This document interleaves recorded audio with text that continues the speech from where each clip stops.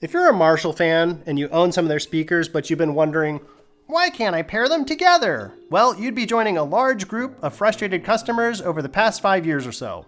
Luckily, Marshall has released the Heddon, which will allow you to play your Homeline 3 series speakers together, but with a lot of caveats, and I'll explain.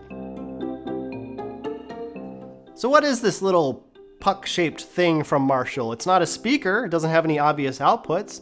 Well, it's essentially an Auracast transmitter just for Marshall speakers. So to get your Marshall Heddon up and going, you're gonna wanna have all your Bluetooth speakers out with their latest firmware updates, and then you're gonna wanna download the Marshall app for the Heddon. It's actually different than the app for this, a little confusing. But once you've got it hooked up to your Wi-Fi, all you do is you hold this little button in the corner, and then it should start flashing red, which means it's in Auracast broadcast mode. Then on your Bluetooth Homeline 3 series speakers, you're just gonna tap the multi button twice and you should hear a little ding, and that means they're connected. And from there, you just wanna cast whatever song you're playing to the Heddon, and that will distribute it via Auracast to these guys.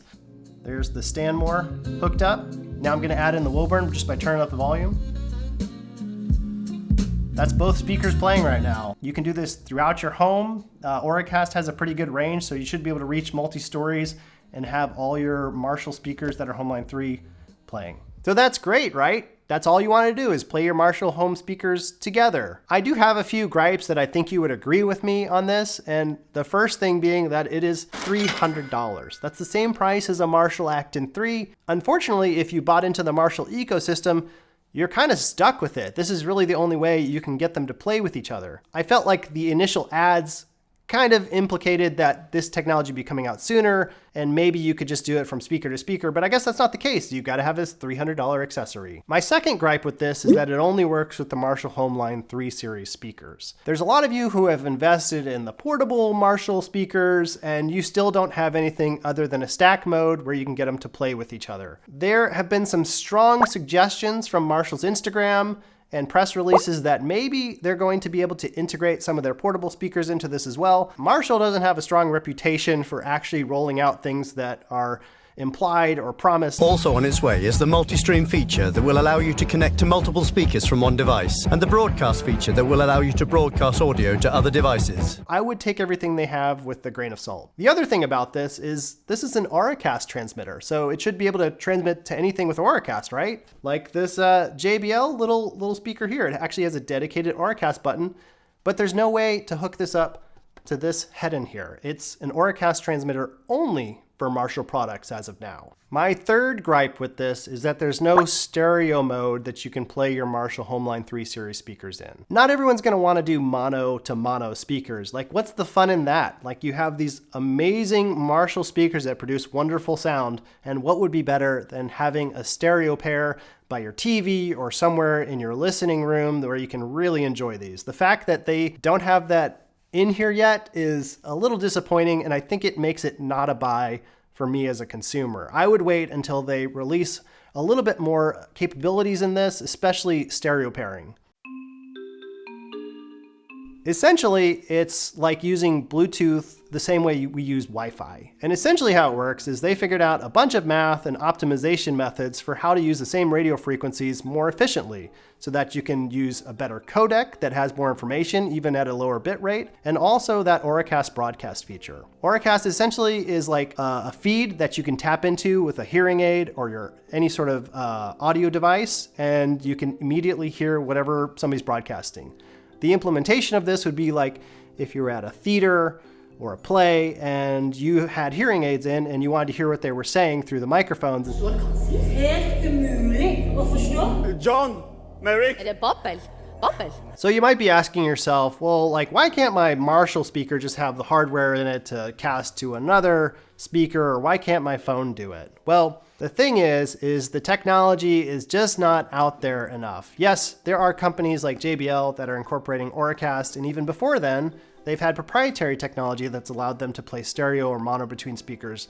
But the problem with that is it's not standardized across the industry, so your JBL speaker may not work with my Bose or Marshall speaker or other device.